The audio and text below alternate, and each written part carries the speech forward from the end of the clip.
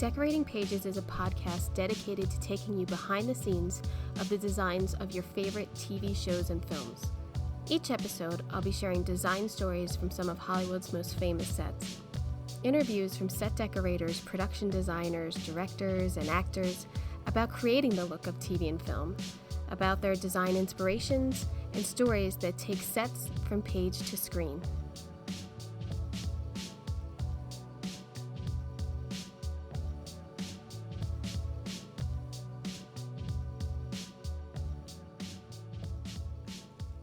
Hello, and welcome to Decorating Pages. I'm your host, Kim Wanup.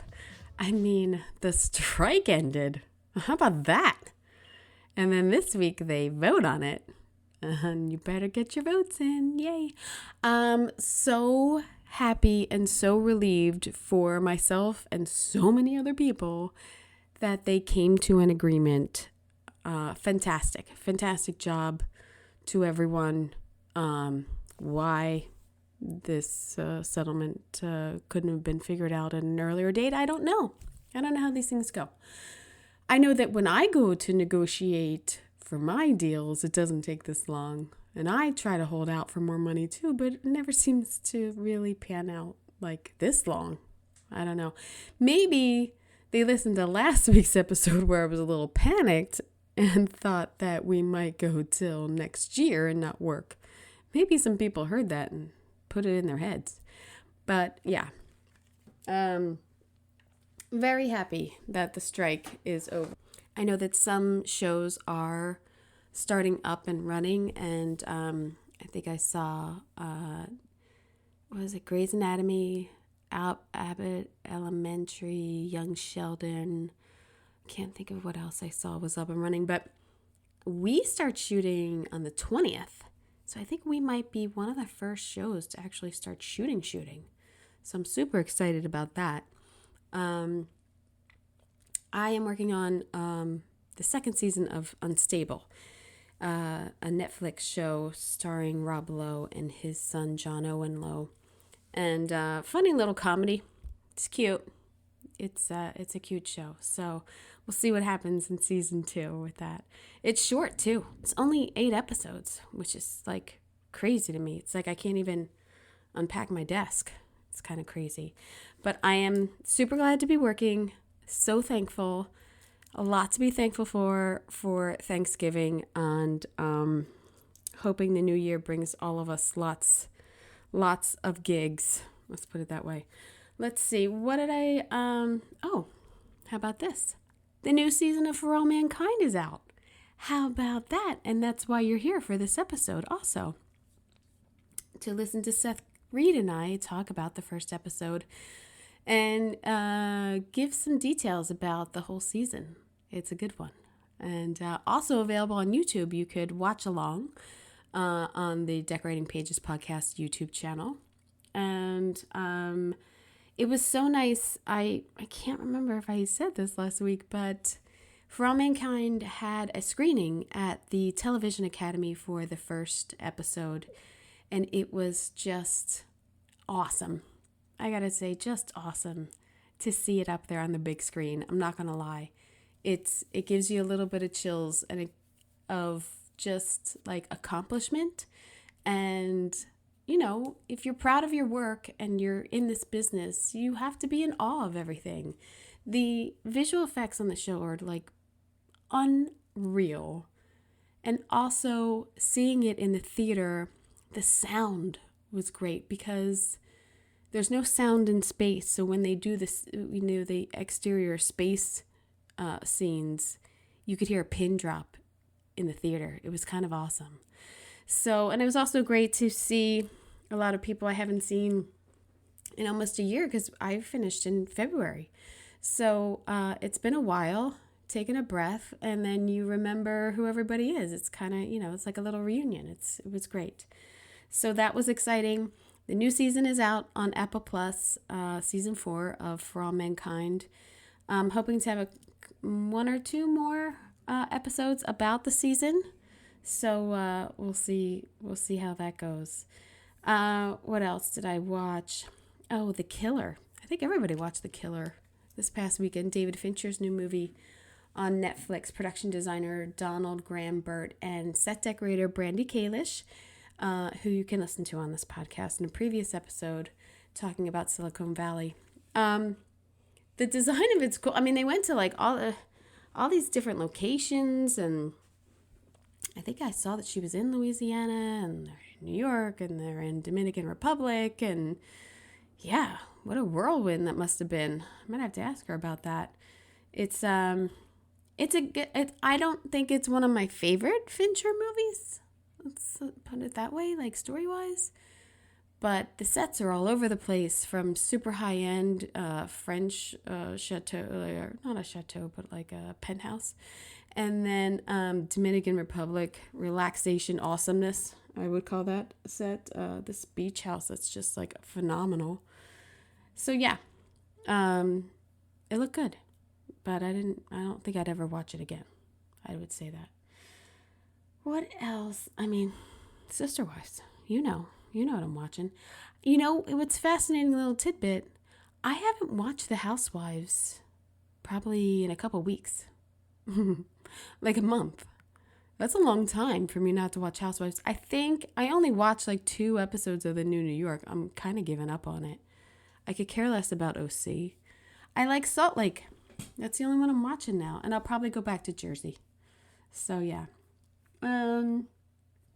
The other thing that I want to talk about is on tomorrow, on Wednesday, I am releasing the video of the production design film study of black and white films, Oscar-nominated films of 1955. And joining me on this episode is production designer Stephen Olson, who did his homework. Let me tell you that. This black and white episode, there's actually a color episode too. We talked for 3 hours. That's how much we were into it. And he had so many facts, and he's such a great, has great discussion about these films. We discussed Marty, The Man with the Golden Arm, Blackboard Jungle, I'll Cry Tomorrow, and the winner of that year was The Rose Tattoo.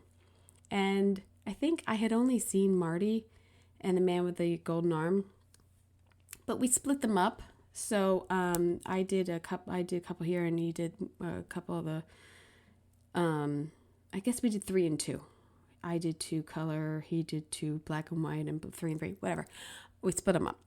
All 10 of them. We had 10 to watch. He picked it. He picked that year. It was a great year. The color ones are fantastic too, but I had never seen I'll Cry Tomorrow, about an actress who battles alcoholism, and I think it is one of the first times that AA is used in a film. And Marty, I love that movie.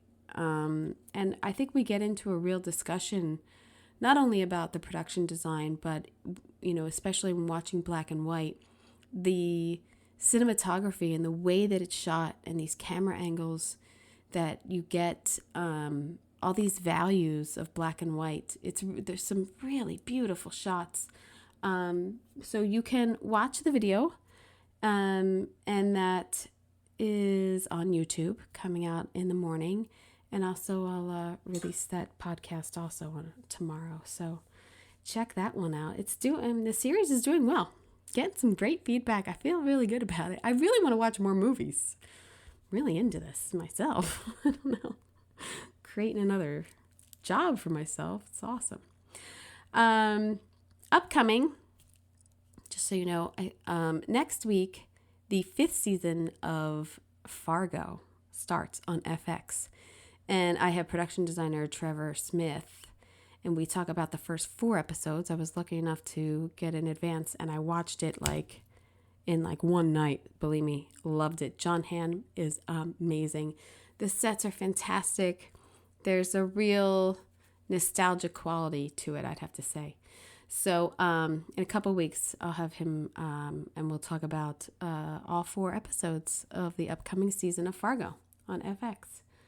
Another thing I wanted to point out is that the Vista Theater on, what is that, Sunset and Hollywood, where they meet, right, is reopened this past week after a 3-year renovation. And Quentin Tarantino owns it and renovated it. And he opened it up with True Romance playing. And I'm sure if you look it up, there's going to be a bunch of like awesome films to go see in the theater again. So I just want to put that out there if anybody needs a date night. The Vista is renovated and reopened. So check that out. So on this episode of the podcast, I talked to my production designer, Seth Reed, and we talk about season 4 of For All Mankind that we finished last February. And he was on for basically a year on the show. So having both joined the show in season 4, we discussed the challenges of taking over a 4th season show, the collaboration we had, the attention to detail that we required to bring these sci-fi sets to life, his whole design of a Mars base and these spaceships, and creating these Russian-themed sets in the U.S. He also ran a whole art department over in Bulgaria that at the end of the season went and shot there for 2 weeks. He had spaceships design that one spaceship turned into another with a Russian doll effect, which was miraculous. And hard on a lot of people, but it worked out. So that was great. And he counted it up. He said it. I didn't even think about it, but there were over 100 sets in the first 3 episodes. So we were a little busy. That's what I'm going to say. But it was a dream for me to decorate sci-fi. So I'm super excited for everyone to take a look at the episode and take a look at this season and see what Mars has in store. So you can catch the new season of For All Mankind on Apple Plus, and I hope you enjoy. Well, welcome to Happy Valley. Well, let's start with production designer Seth Reed. How did you get into this project, and how much prep time did we have? Oh, not enough. We had so much and not enough. Never enough. I got into the project because I've got a little bit of a background in sci-fi. I did The Expanse. A little bit. I mean, you've created multiple series. And Cosmos, I mean, you're in it. You're the guy. I am in it. You're the guy. I am in it. Yeah. This is a perfect project for me because it's science-based. It's got some historical aspects to it. And there's a lot of room to basically create new worlds. And that's my favorite thing to do. Yeah. So you're looking right now at the gateway to the Mars base, Happy Valley. And in the background, you see a whole series of buildings or habitats that we created. Off to one side, maybe just slightly in the back there, you see some of the surrounding structures as well, because we really designed this thing out like it's a real place. And that's actually a smelting plant off to the left there. But there's also a nuclear fusion, and there's solar panels, and there's algae ponds. There's all kinds of stuff for this place. Yeah, they've been there. Last season ended with them getting there, and now they've been there about 9-10 years, and they have been able to build all this. And that's where we're picking up in season 4. I don't have anything of the collage. I'm not involved. I'm involved in the collage as like when they did little pop-ups of people like Ellen or newscasters like getting desks and things, but that's mostly visual things that we're not really involved in. I mean, I wasn't. I don't know if you were as much. No, we were barely involved. And we had, after we finished shooting in February, on February 15th, a small remnant of the art department stayed on to specifically help visual effects with all of those collage montage pieces. Yeah. So they were going through many iterations of how things should look, basically just creating digital versions of them. Because essentially what we had was a person sitting at a desk, and then everything around them for the news broadcast was all digital. Because what we read was vague of what had happened in 10 years. And then over the season, I think they developed that. That wasn't like day one, script one. They had everything down. That was development through time, I feel like. Oh, Yeah. absolutely. I Yeah. think they utilized some of the material as they went along and they saw the script and they understood how the characters were working, and people would be asking about what happened to some character from season 3, so they really wanted to fill in the pieces. And those, I feel like those, that whole montage collage becomes extraordinarily valuable. Like I was watching this last night and the season opener for with my sister-in-law and my brother-in-law, and we stopped multiple times Yeah. for them to have a conversation and to set up the reality or alternate reality of this world. Yeah, it is. It's a great feature that they've implemented in this show, and it's fascinating. And it, I think, right away makes the viewer think. And even if you weren't alive back then, you're still thinking of like, oh, well, who's that guy? Like maybe they'll go look him up, or Gore and Mike Tyson still biting the ear off. Catching Harvey Weinstein early, like all of these trigger things that I wonder why they're saying it now and what that sets up for the future. It's really a Yes. fantastic plot that they've put in here. They also get right into it. We're at Happy Valley right away. We're seeing all this, and then we do this long shot through the hallways and then our ops comm, which these are screenshots from what we saw. And then this is what it was that you designed so brilliantly, and actually taking a previous set and reworking it and expanding on it, which was fantastic. It's funny because this is one of those places where the producer really wanted to save money right off the bat. He was kind of taking our temperature, like, how are we going to operate? So I was asked, hey, do you think you could take the old set that was here and just remodel it? And of course, the natural answer for a person like you and me is like, yes, of course Sure. we can. Yeah, sure. Yeah, you can't tell anything about what the old set was. There's remnants of it in the floor pattern, and there's some remnants of it in the overall shape. But after that, the Yeah. ceiling is different. Everything's different. We ripped out everything Yeah. inside that set and redid it. It was also, I think, half the size. So, Yeah, we made it bigger. yeah. Well, it was so filled with stuff Oh yeah, that yeah. But it was we so filled that it's a yeah. completely different look. It's completely different technology that we're trying to implement, and that sort of forced, I think, a lot of, at least in my dressing and everything, forced the design of it. One of the things that we wanted to make sure that was understood is that when we're on the surface in the habitat modules that are on the surface, that you get some connection to the outside, even if it's just a little bit. So those portholes, believe it or not, are 2 feet in diameter. So and the room's a fairly big room because of that.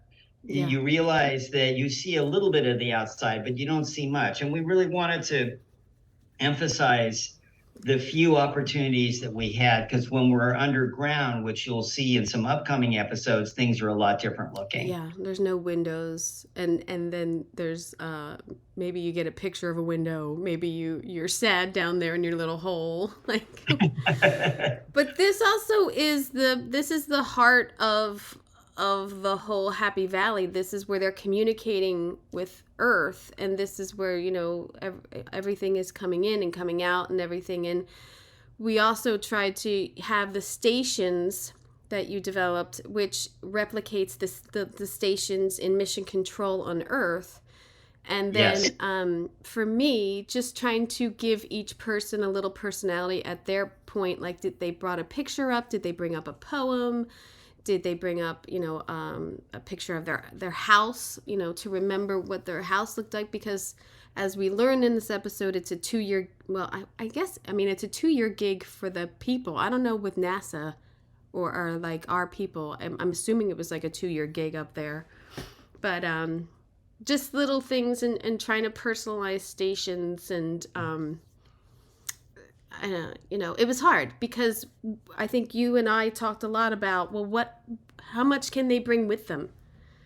Yeah. And what's in their bag, and how could they bring a crate? No, probably not. You could probably just bring a bag of stuff. And so, Yeah.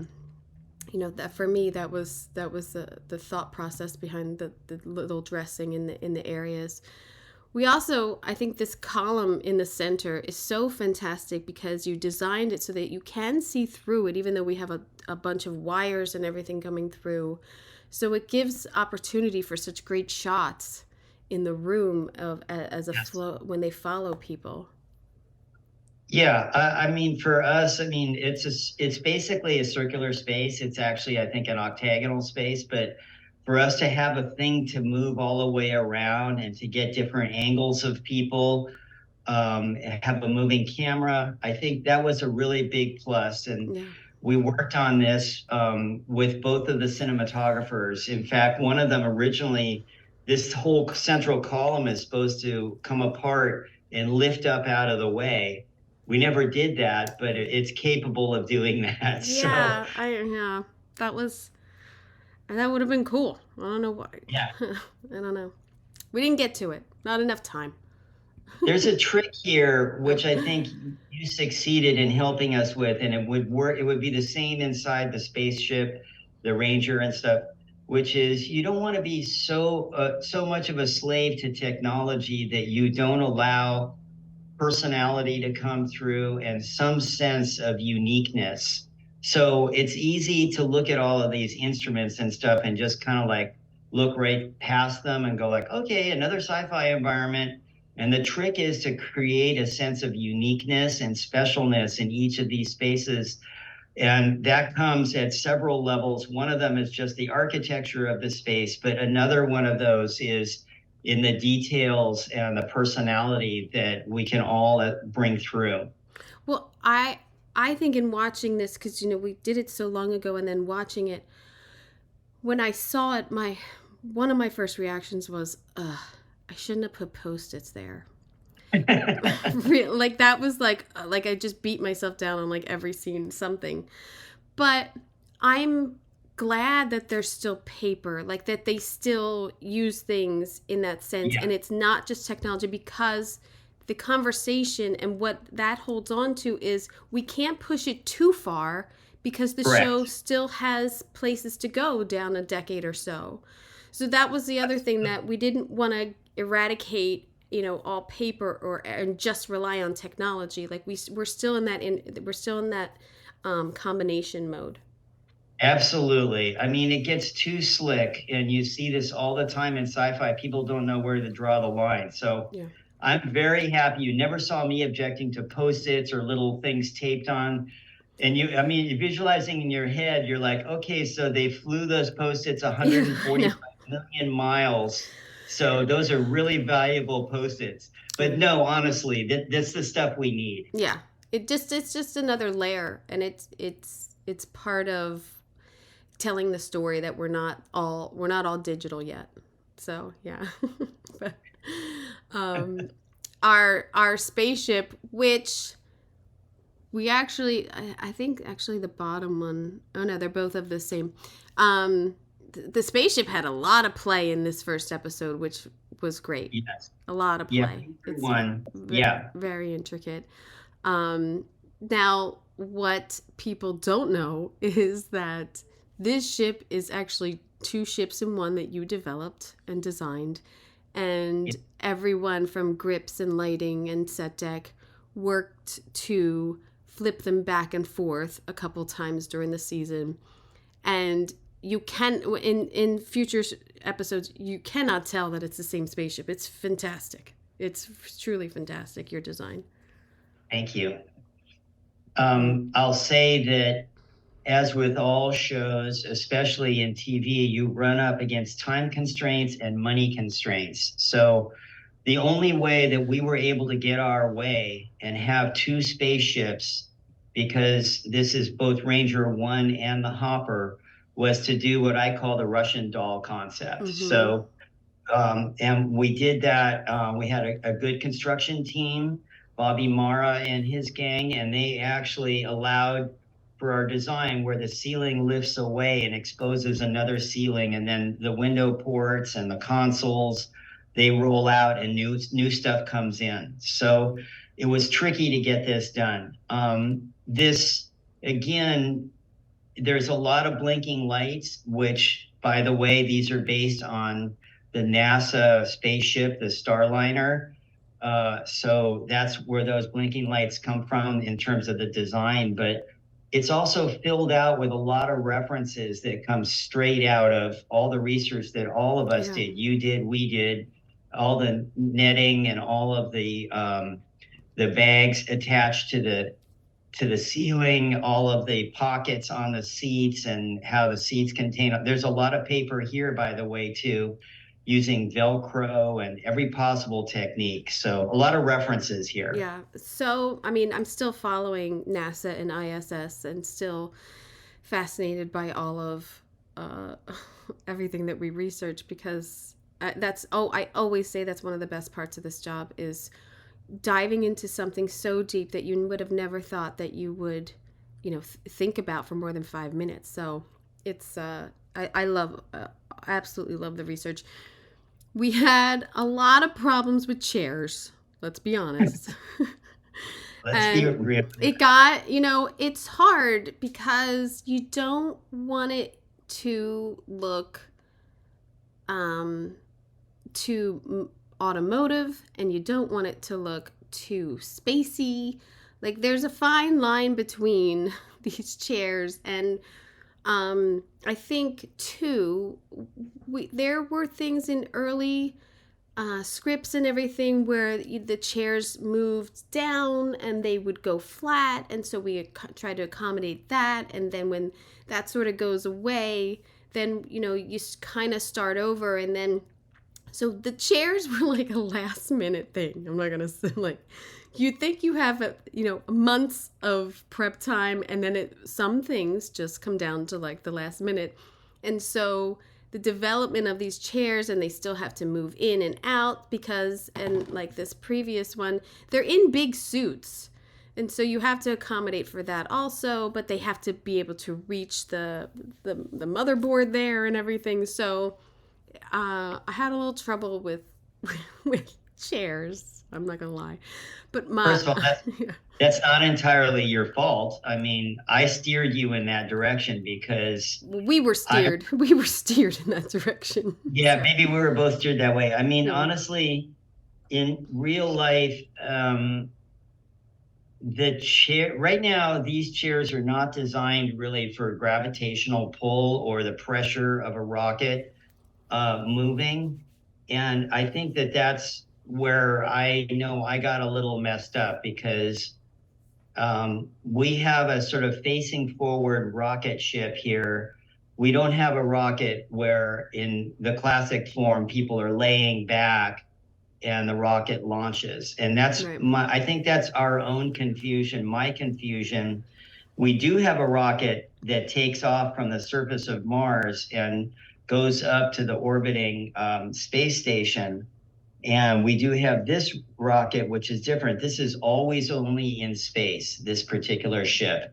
So maybe the seats got a little confused between those two. No, I think I'm just talking overall seats of like even in the, because I can't show the next one, but I wanted to talk about how like the design of seats, we were down to the wire with chairs, which you would think would be easy, but it's always things that you think are easy aren't. Yeah. But yes, there is another the other version of this ship actually had the ones that reclined more, and these were design or wanted to be more upright and everything, but still they didn't come with seatbelts. Like our draper Sandy had to like put all these elements in for them, and like you said, we put the little pockets in the back and just tried to introvert them into our world. Yeah. But yeah, the what I never thought of when I thought sci-fi, it's awesome. Buttons in set deck are expensive, right? Anyone out there, like all of these buttons, it's a crazy amount of money. And I didn't know, I had no idea how to budget all this. So but this in itself is a huge undertaking for the art department to design and then work with set deck to find these gauges, find these buttons and everything. And it's like, it's a whole nother level of intricacy that you deal with in sci-fi, and I think our teams did a great job on that. Yeah, this is a really big deal. I mean, I've been down this road before, but of course, when we did it in previous times, we had a lot more touch screens and things like that to help us out. In this, we had to be tactile. And it's really, really cool looking, but it's insane amount of design work and prep work, sourcing. Yeah. And not only did you have to like get all this stuff together here, but then there was really close work with the rigging electric department to get all this together. I mean, literally these consoles walked in and these are the side consoles here. Yeah. These aren't even the main consoles. There's two of them, one on either side, that both look like this, mirror images. These walked in like the day before. Yeah. They barely made it. And I had the director walking up to me saying like, so where's the rest of this set? How come I don't have this or that? And I'm like, listen, I'm so happy and thrilled that we have a set right now at all. Yeah. Like we barely made it. We barely made this. This set broke me as a decorator. I must say. I admit it. I completely like broke down at one point because there's so much work going on here, and every department is in each other's way just trying to get it done, and everyone has the passion, and it wasn't I didn't think it was fair that we didn't have enough time. We did not have enough time. They pulled it up in the schedule also in a defense. They did pull it up a week. Yes. Yes. So always be aware that the schedule changes daily in our lives, and but it got on screen, and everyone from my guys soldering buttons down to the last minute, my buyer Howard Warman having like extras in case something doesn't work right away, and the electrics. There's probably a guy like in the back right there while I'm taking this picture. Absolutely. So it was super hectic. It was like 5 a.m. and there was 30 people in this set. If you can imagine, like, I'm not even kidding. There was 30 people in this set working like an hour before it shot. It's not somewhere I've got a really funny picture of that. Yeah. Like all crammed into this little teeny space trying to get this thing done. Yeah. But on camera, you don't know any of the panic. Whoops. And it looks, it's fantastic. And they're in space, and, it's lit, and the actors are doing their thing, and you see it almost a year later on screen, and it's like, wow. Yeah, like who did that? Oh, yeah, who did that? How'd that happen? Howard. But yes, the spaceships and we have the bags hanging. I mean, all of the handlebars, all of the bags, putting the monitors on. And they shot this a lot in the first episode, and showed it and showed them, floating a little, and I thought it was great. I thought it, You're just reminding me. So this set is 6 feet off of the ground, and the whole center aisle from that yellow cage forward all the way up to right behind the two astronauts' main seats, that whole area is removable and and can expose down 6 feet down to the floor so that they could have a crane in there. And the crane had an arm, and that would be one way to have people float. So you could also have them float by hanging them, but we wanted to start with the floating from below.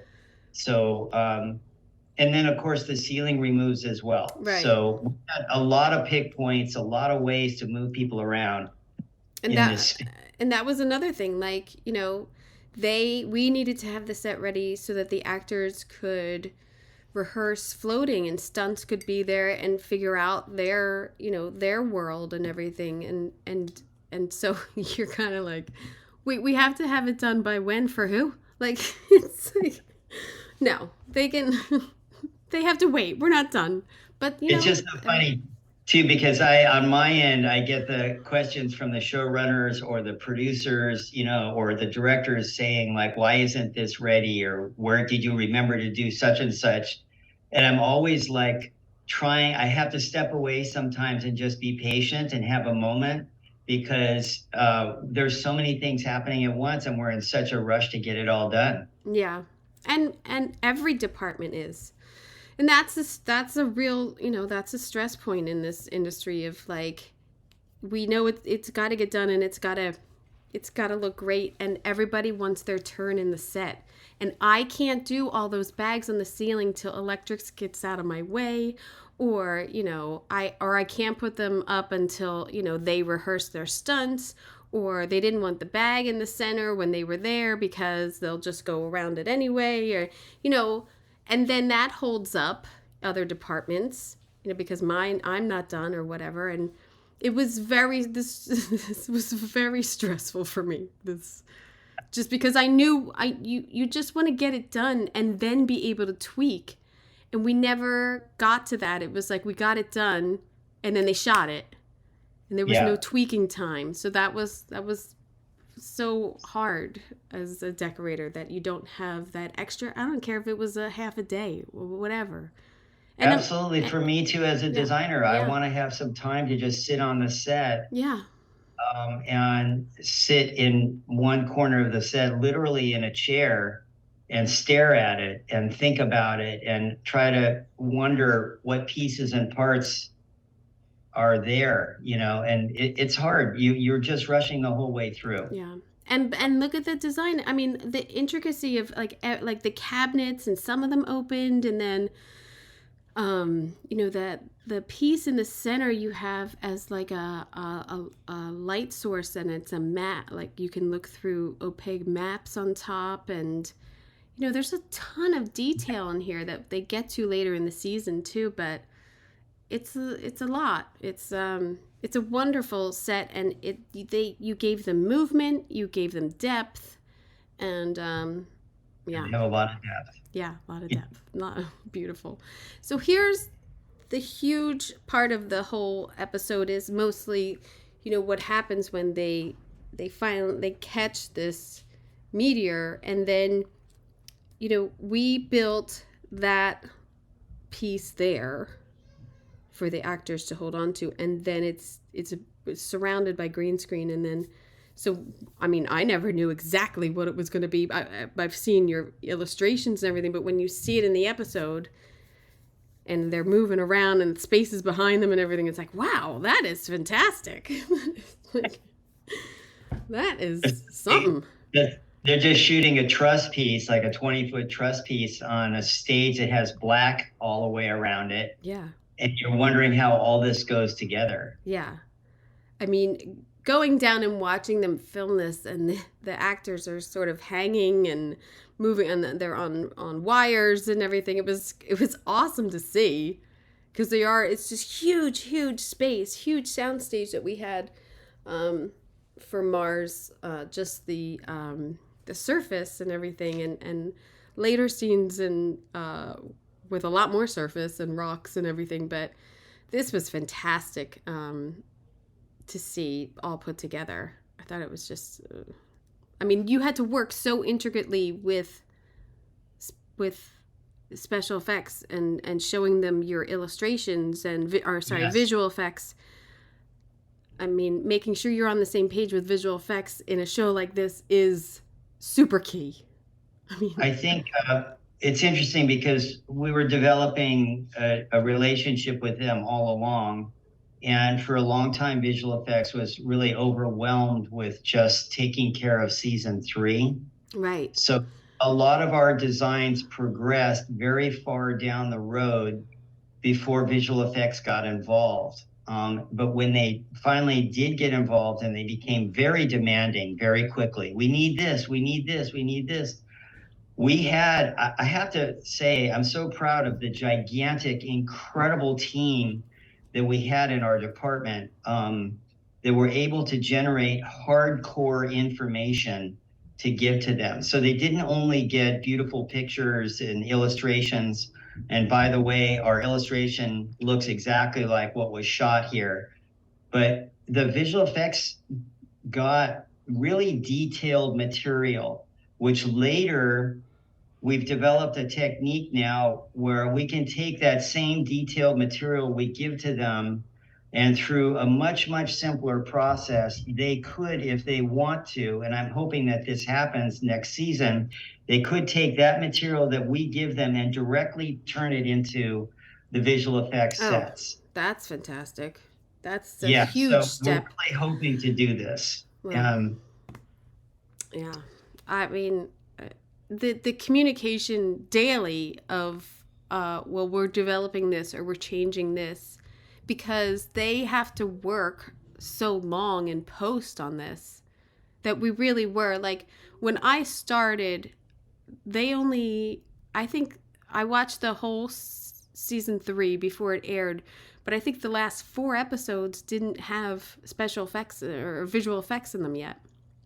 So they were yeah, that far behind, like yes, 2-3 huge months overlap. yeah, so they do a tremendous amount of work on visual effects on the show, Yeah, constantly I tweaking. agree. I don't know how they do it, but I do have to say that they were extremely collaborative and very, very respectful of everything we did. And they utilized the material and they utilized it well. Yeah, no, it's beautiful. um and you built these pieces too, that they're like surrounded by, and then they expanded on this. This is interesting because you have to almost freeze frame like you've done here for someone to understand that the design of this ship, which I have all sketched out and figured out, this ship is a tugboat. That's why it has those big, heavy tanks on it, and why the actual portion of the spaceship part is just a little teeny thing in the front. And around it is this big ring, which in this shot, you're like, I don't know what that ring, that's really weird. What's that ring? But later you see that ring on the surface of the asteroid, and you get a sense that this ship was specifically designed with these pieces that are moved and manipulated into place to push the asteroid. it's So it's a really cool shot. I mean, it's and so again, much like, science. It's so much yeah, science. there's a lot of science involved, and a lot of going back and forth with Garrett, our astronaut consultant, and also with Osmin, we had a astrogeologist. Yeah, So that guy between was the two of great. them, I get a lot of help when I push something past them, like, what do you think of this? And the next thing you know, I get some real meaningful feedback. So Yeah, yeah. He was at least for me, anytime I reached out, he was so quick to help and to sometimes give explanations that my mind can't really can't really wrap around. But right. he was, yeah, he was fantastic. So this build for construction, and then us putting pieces on it, is a quarter of what is actually on the screen, and then it's so integrated with visual effects that it's seamless. It's wonderful. Yeah. It's wonderful. Yeah. Yeah, it's fantastic. Let's go to Earth. Let's talk about Okay. we then they show the new mission control, because in the previous season the last one was blown up by a bomb.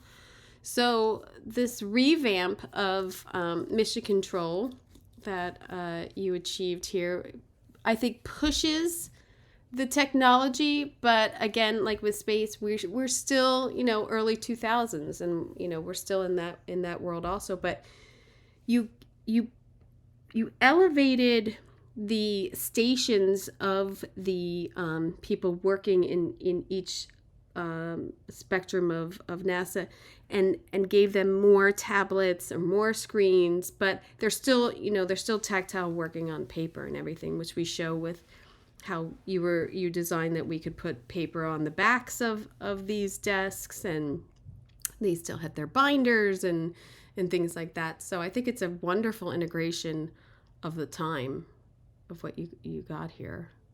That's, I mean, I think you pretty well nailed it. We designed the cabinets to hold not only flat screens, which we're saying in our time period, flat screens are there, and that's fine because we kind of already saw them even in season 3. Yeah. But we also had some individual cabinets that were sitting, or individual pieces for the cabinets sitting at either end, which we made a whole lot of. And they had variations with switches and all kinds of things. Like, we never left the tactile part. That was really, really key for this show. Yeah. We didn't want to just see a hand going over a smooth surface. Yeah. It felt, for our time and our place, it felt like a little cop-out. I think it works great on Star Trek or something, but it's not so great here. Yeah. So that's why we got the tactile. We redid the back viewing room also, and then the side areas are also revamped a little bit. And you picking colors for the room always is a challenge, I think.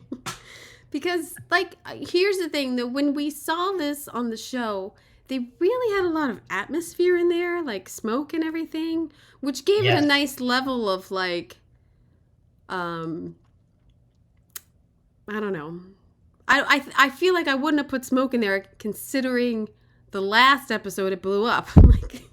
I would say to you that we got sort of a nice bit of bounce and refraction from the smoke, which softened a lot of edges, and it also blended, made things kind of fill in a little bit. So the smoke is very helpful. This was tricky because this was considered to be a brand new set, and we had to work hard enough to have the audience feel like we're not exactly in the same place. We're in a place that got really badly beat up and really hammered. And in the space of 8 years, they put it back together and they rebuilt it. And again, it wasn't meant to be too techy and too over the top. It's very NASA in its attitude. It's not flashy. Yeah. It's practical. It's everything at NASA serves a purpose, and that's how this is too. Nothing is too over the top.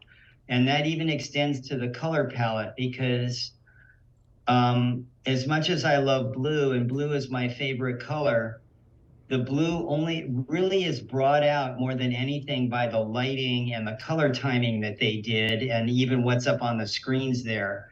Because the palette of this place, as you know, is shades of gray. Yeah. And even what's funny is even the carpet is a shade of gray, and yet it reads like this light brown taupey. It's weird. Yeah, it's really, really weird. I was thinking of, like, for some of my stills of like photoshopping the proper color in for the carpet, and I was like, no, I can't do that. Well, I got blue chairs in there, but you can't tell either, really. They're like a blue mesh, and you can't really tell. But the blue on top of the consoles, yes, so that's important. And dark blue. And look at the very, very. Look at the lighting you integrated. I mean, you lit the set for them, and because it's spectacular when they're sitting at their desk, they're perfectly lit because you have that front panel. When Eli comes over to talk to people, he's lit from the panel on top. Like, it's really great, taking the control or helping light actors and light the set. I just think it doesn't stand out as something like it's odd or anything. It looks perfectly integrated and techy in a sense. That's great. Yeah. It's interesting because I was really concerned with some of the lighting in the room, and our original design had a lot more lighting on the perimeters around the walls. Yeah. And we ended up moving away from that, and we focused a lot more just on the cabinets themselves. And I think it worked out because the cabinets look really interesting and they're unique. They all have, each station now has an underlit acrylic sign that says what it is, thrust or props, flight, or whatever. You can see flight there, or like flight. Yeah, beautiful. Yeah, exactly. So they're very practical and they look cool. Yeah. And it looks different than it did last year. Yeah. So important. It would have looked great if the light washed the walls a little bit, but we won't harp on that. Talk about that. Well, those were screenshots. Here's but here he's more grayish, and you can see.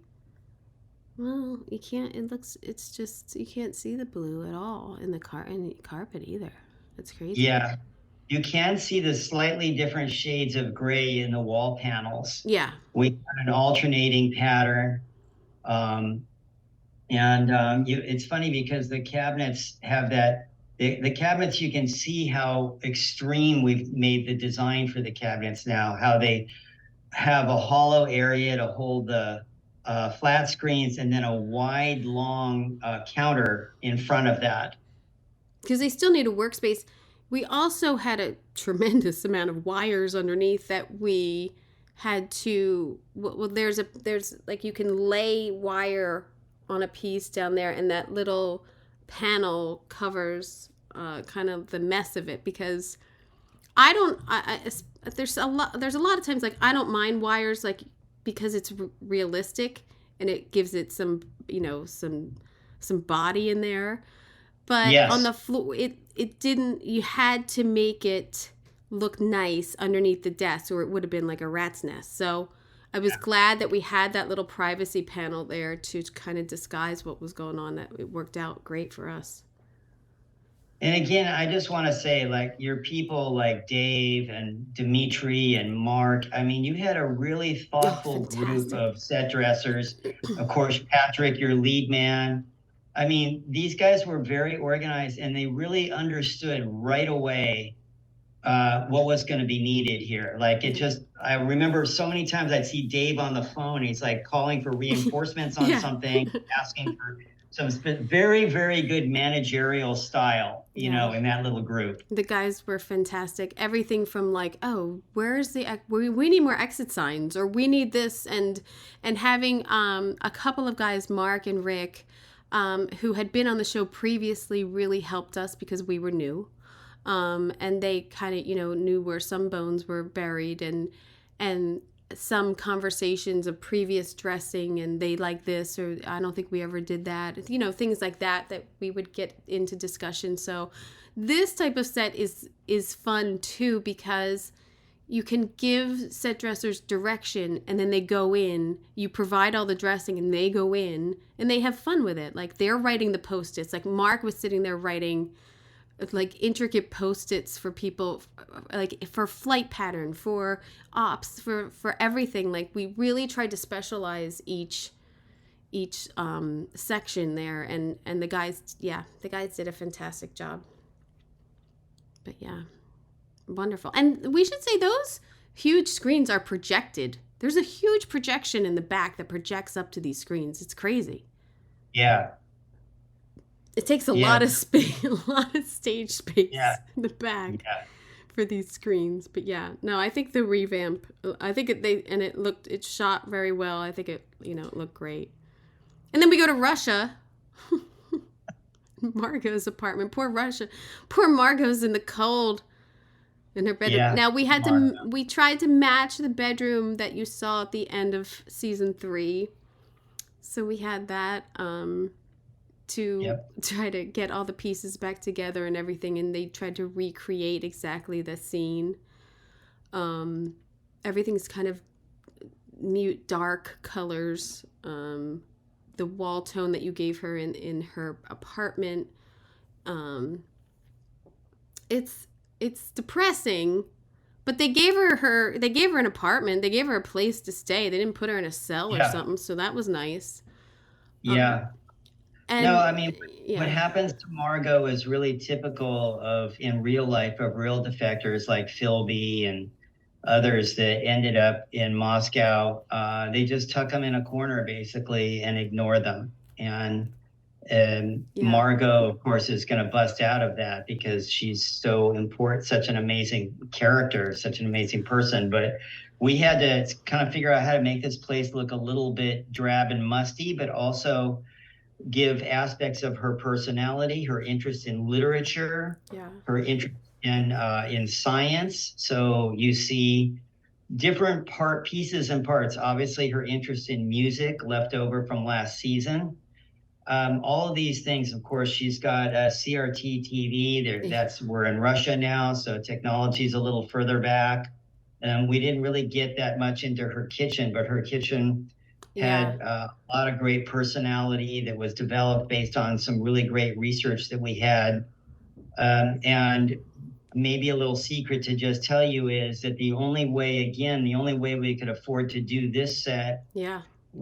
have one set be two sets. So that living room and that bedroom are actually the same set with a bunch of things moved around and Yeah. some walls popped in and out. Yeah. The window wall moves over, it plugs, and you plug the kitchen. Well, I guess we didn't. We made it in. We said it was her bathroom, I think. Yeah, we partially masked out the kitchen so that it only played when we were looking at the living room. Yeah. When it was the bedroom, it felt like there was a bathroom back there, and we had the door and a little bit of a fixture showing. It was tricky, but that's what we did. Well, my buyer, Katie Shirey, went to like a Russian house sale of like someone, and we even had notebooks that were written in Russian. God knows what they said, but like especially kitchen items, like those tins back there, the hanging pieces.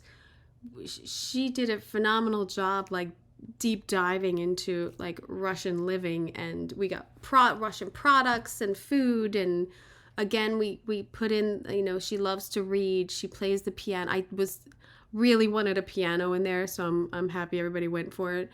Got the piano, you know, that, and I think too, it's a dated apartment, but that's like they gave her a really nice place to live, really. Yeah, It's for for a Moscow apartment, she's got a pretty good place. yeah. So yeah, the curtains and everything, and the lace, and even here, like matching what they had previously, those beautiful shears that they had in there. Yeah, I mean, and we go back I think one more time to her apartment, I think. Yeah, we're going to be in it again, and later on in the season, we're actually going to see the outside of the building. Oh yeah. Uh, So you went to Bulgaria, right? yes, Bulgaria? Yeah, you went to yes. Bulgaria. Hmm. After we were done shooting to do exteriors for Margot. And I mean, the whole the whole scene of her walking through the neighborhood, and the architecture that you chose to show, and it's winter and it's cold, really read as like this is her cold little world now, and everything's even the architecture that showed, she's walking down that like outside hallway of columns, and everything was so Yeah. cold and cruel, and this building is fantastic, and we need to talk about your mural. Uh, well, first of all, the building is obviously, well, it's not obvious, I guess. This is a Soviet era building. So this is perfectly evocative of the style of architecture. It was designed by a Soviet architect and built in 1980. So it's right Mm. out of the period of Soviet, I'm going to say modernism, which a lot of people like to call constructivist. Mm-hmm. Even from the outside, they'll attach the term brutalist because there's a lot of concrete and big, massive pieces. But what's great about it is the ceiling is kind of a ceiling you would not that much see in the United States. That these ceilings, and you're going to see more of this building as we progress through the season. So much of this just really individually designed and beautifully put together. The mural, of course, is from our art department. That thing is like, I don't remember, something like 24 feet or 28 feet high. And there was a lot of time spent getting it approved, a lot of back and forth. We designed it. It was actually designed by our graphic designer in Bulgaria, but it was during a time period when I was in Los Angeles. Mm-hmm. So I was, believe it or not, all the time that we were working on all the stuff in Los Angeles, I was also working with the Bulgarian art Yeah. department, like a lot of you stuff figured you out. had like two full art departments on Yes. in different countries working. Right. And they're plus 10 Yeah, hours. plus 10. Very narrow little window where we all can talk and like be awake and stuff. But anyways, they built that. So that's actually fabric. Oh, That's it's so printed, great. and you can't even tell. There's a seam right down the middle, a horizontal seam, as I No, remember. you can't even see it. Can't see anything. You don't know what this is. Is it a solid thing made out of tile, or no one can tell, but the graphic is so expressive, and so perfect for the building. I mean, I just felt like that was a full on bullseye. Yeah. It's it the color just it doesn't pop. Like it's subtle enough that it's integrated into the space. It's not it's a fantastic ode to their space program, and sort of but putting the red in there I feel like is such a statement. Absolutely. Yeah. Because It really, I mean, it's funny because again, when we talk about color, the show, so much of the color is either found in individual pieces or in costumes. yeah. You will see more color coming up on the Soviet side of the space program than you will on the NASA side, believe it or not. So in some of the locations that we're going to shoot in this building, you'll see a lot more color. Hmm. Yeah, you did a lot of shooting over there. You shot for 2 weeks? 3 weeks? Yes. Yeah. Yeah. So after we finished last January shooting, you were on a plane like the next week, and then That's prepping, the I next think, day. yeah, prepping Yeah. for like a week or so, and then shooting. It was unbelievable. I actually prepped a little longer than that. Mm. Um, and we Good. had already prepping. I had already been there for an initial scout and then for a December visit. So I was kind of like already on the move to try to like get a lot of things lined up. So when I left in December, they knew a lot of things they needed to do and they were already working on it. You're going to see the statue, which is 18 feet tall at some Oh point. yeah. We do see And that. I didn't capture that. I think we do see that going into that building. yes, I forgot to put they that in give there. The you statue you did, yeah. You'll see a lot more of it in episode 3, but they give you a quick look at it in episode 1. Yeah. Yeah, This is and a little Russian church, by the way, right in the middle of Sofia. So that this is an incredible find. And when we saw this, we're like, oh, we got to use this. yeah, because it screams Russian architecture with the Absolutely. spinets. I mean, and perfectly like benches and everything. Or did you put the benches in, or were they there? Those benches were there. We Mm. brought some benches as well, but we ended up we liked the benches that were actually there. So we moved them we had to unbolt those. We weren't allowed to touch them. Mm. Of course, we unbolted them and moved them to where we wanted them. Of course. What the hell? We're priority here, people. Well, here's the monument outside of NASA, which I also think design wise is another element, on top of everything else that you're doing. You have to research monuments and, giving giving that realism to it and what would it actually be. And I that's a very hard design to do and to make up. And I love that it reflects kind of not it well it has the names of the people who died in the explosion of the building, and then but it's also like a pillar of strength because of the material that you used. Yes. I hope they dial in a little closer because we certainly didn't see much in episode 1, but I think there is a point where we play something right in front of this. Because this is a remnant of the old NASA building. And these are the people who died. And even though you can't quite see it very closely now, it's all very significant. And I think it's a nice ode a low key NASA style, low key memorial to everybody.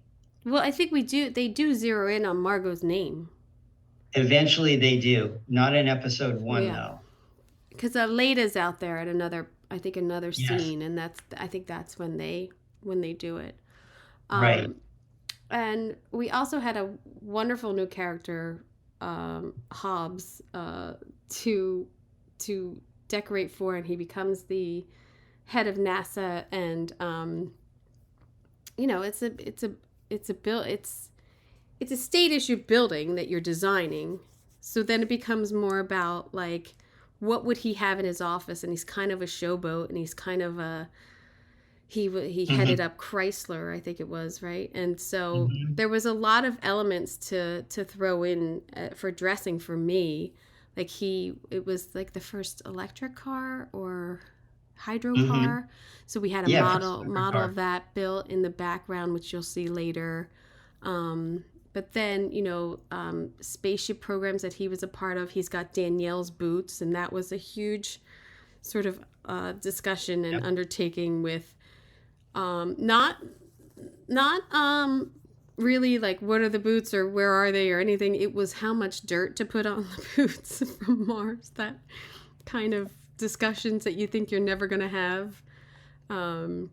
But he's a huge part of the storyline this season, and it was a nice character to dive into because I think the writers gave us like 5 or 6 pages of background on him, and that was so incredibly helpful. I can't tell you, to have this huge background story on this person. It was fantastic.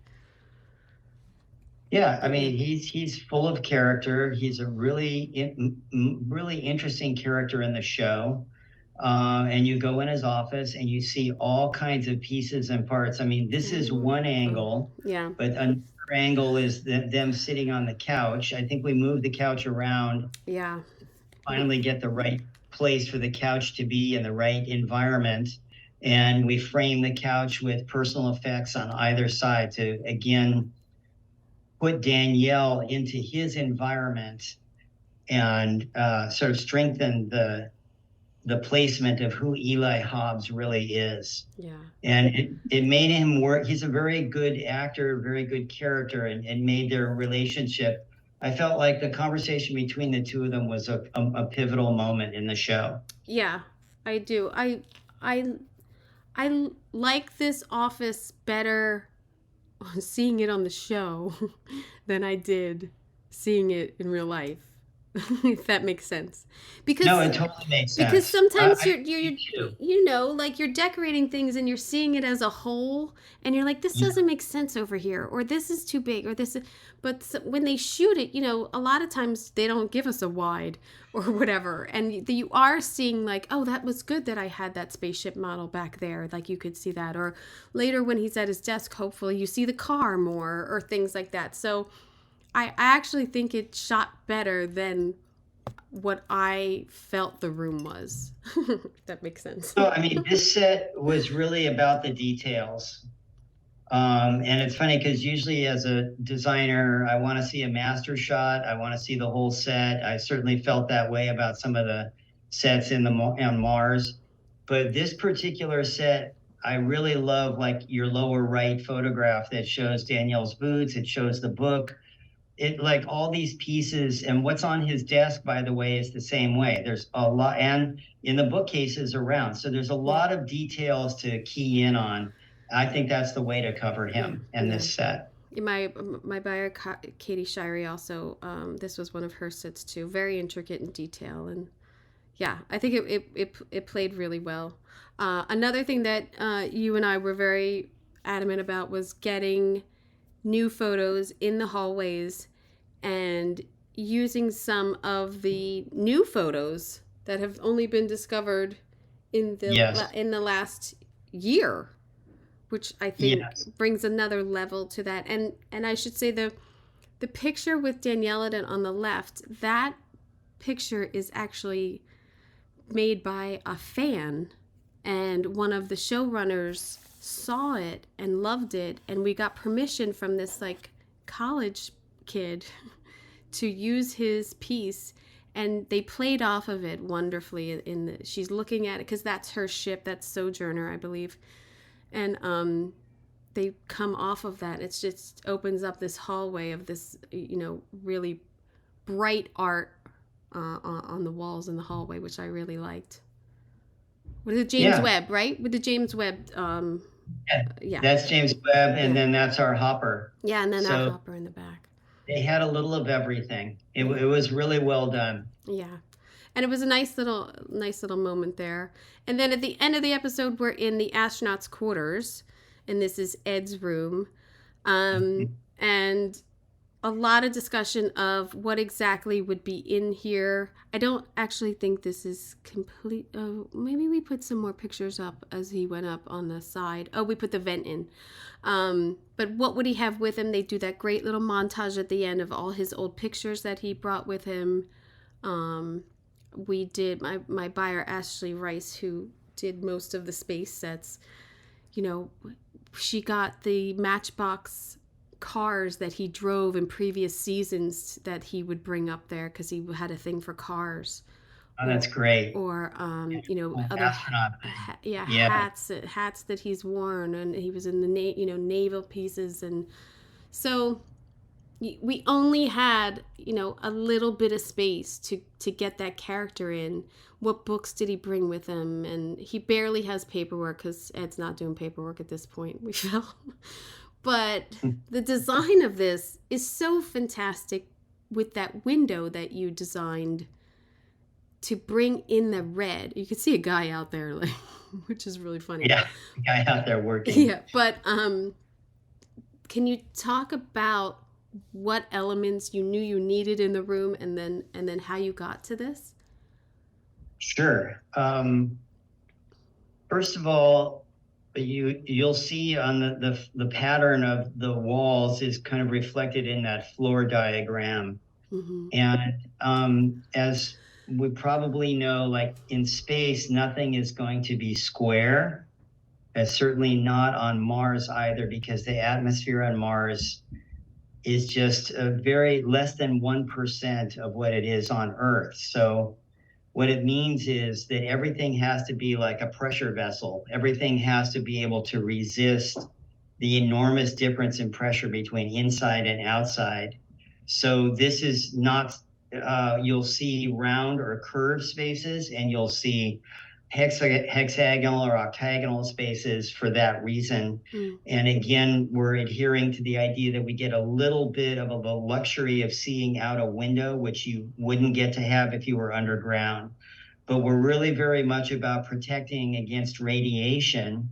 And that's why there's so much solid wall everywhere, as opposed to a whole bunch of windows everywhere. Otherwise, the space is set up very, very practically. There's a little bit of a reference to a boat or even an aircraft with all of the cabinets that have safety locks or clickable locks on them. And by the way, any number of those do open. Yeah. I know certainly some of them straight in front of us open, and there's clothes hanging in there and things like that. So, and I'm sure that if on another season they play more deeply into this set, we'll be able to go back in and modify some of those to make even more practical. Also, there's a lot of shots where they pull that wall out, that tufted wall on the left above the bed. There's a shot right there. So you get, this is how we give the reverse. Everything's wild in this room, or a lot of things are wild. The previous shot where the table is, that wall would swing out, and so would the wall where the exercise bike is. And they're all fabric. They're all fabric. My draper, Sandy Summers, did a phenomenal job. Amazing. Tons of fabric walls in a lot of the sets you'll see this season, and this is just one of her beautiful, beautiful creations. That you wanted that ribbing in there. You designed it that way, and I think she nailed it perfectly. I think we wanted the texture and the pattern, but we also wanted to convey a sense that not everything is a hard edge. That we needed very much the softness in the room and a little bit of personality that we could add to it on those walls. Yeah. This is actually, and it's not a spoiler. You see, you're going up to Mars, but this is when it's dressed as Danielle's quarters.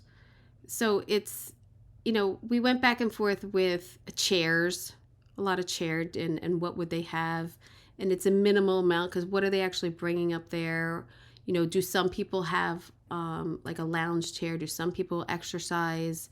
We went back and forth a lot of what's in. They have a table to eat at if they bring food back to their room, um, you know, and personality wise, it's pictures, books, little things. It's she had like more like female things like like a more robe and slippers that we tried to put in there. At least she brought some comfort with her, things like that we tried to say. But each quarters is basically you're given like a set of stuff and then a minimal personality of what you can bring in there.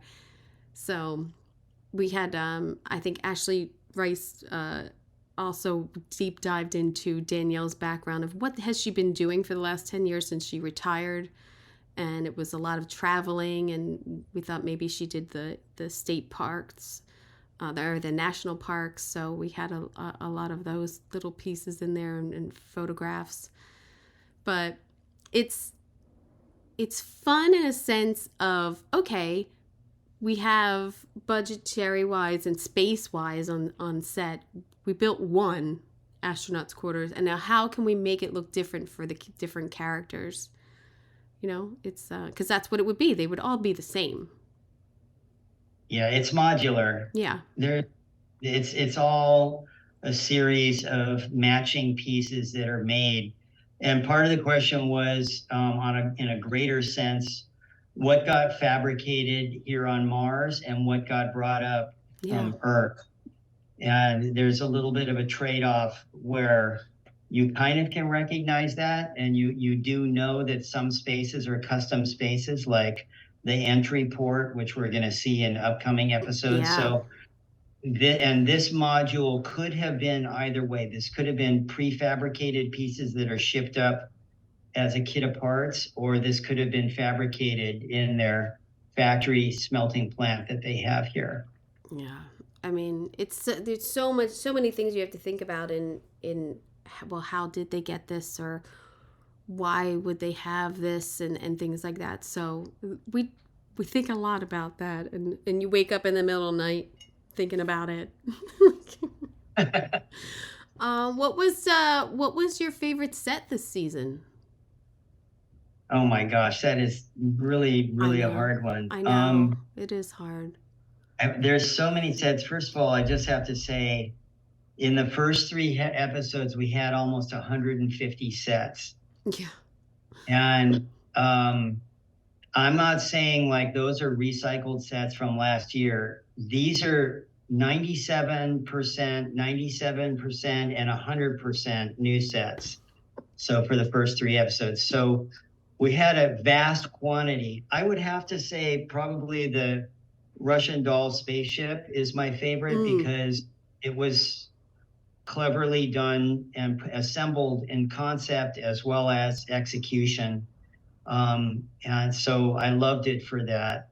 In general, just the feeling of walking around on that Mars base and walking down all the different corridors and turning a corner and you're in the suit room and going somewhere else and you're going to an elevator that goes down below. It was amazing. Oh my God, it's amazing. The greenhouse, the commissary. I mean, these sets were incredible. Yeah.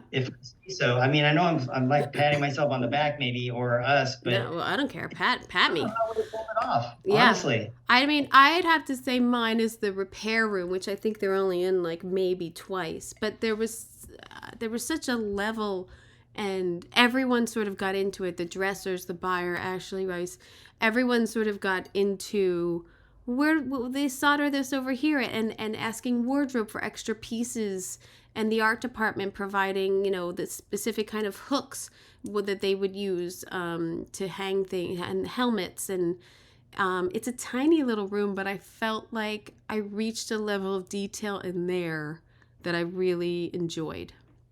And I hope I think it's in episode 3 or 2. Yeah. Yeah. Episode 3. Yeah. We're going to go in there with him. Yeah. So, I mean, I think too, it was like almost you're in awe of walking around the base.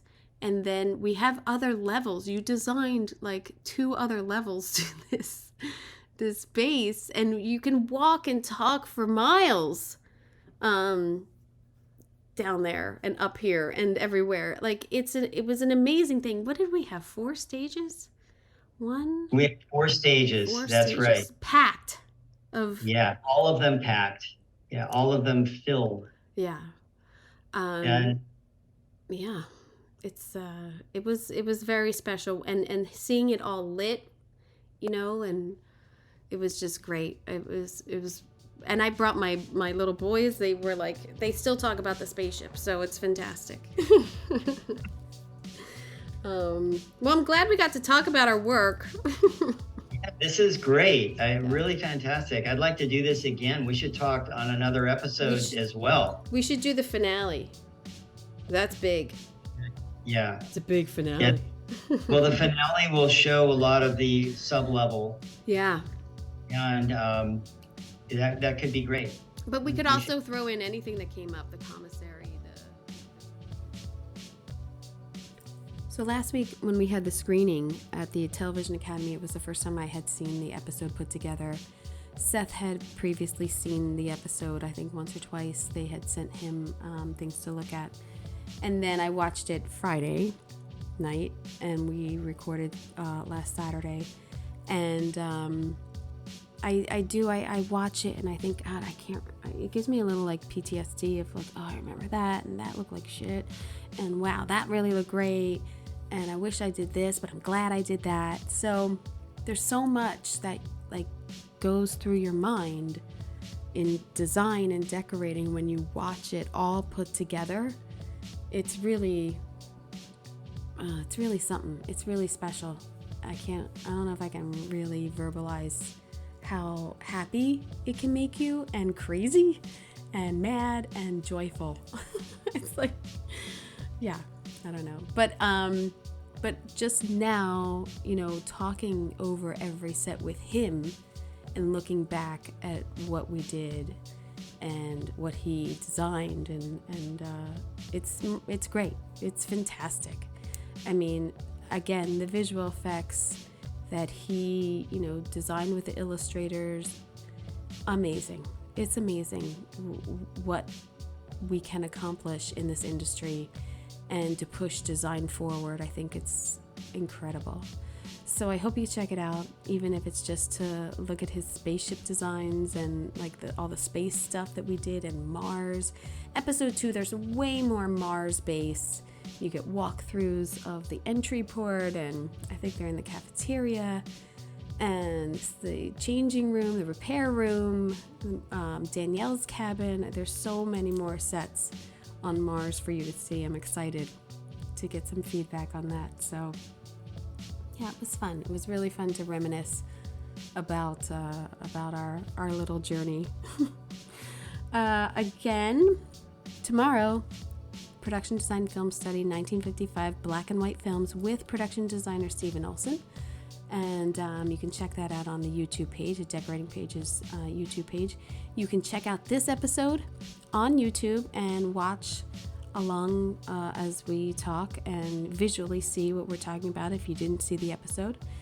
So it's kind of what I always envisioned this podcast would be, and I'm finally getting to it. It's just hard to do it on myself. I always say that, but it is. It's a lot of time. But I love it. And I hope you got an earful.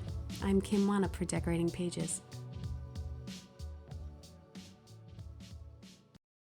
Welcome to Pro Tips for the Pros, brought to you by Floor & Decor Bailey's Crossroads. In this series, we'll explore essential advice for professional contractors to deliver outstanding renovation results. Let's dive in. Prioritize quality craftsmanship and materials to deliver results that exceed the customer's expectations. Attention to detail and superior workmanship will leave a lasting impression and ensure customer satisfaction.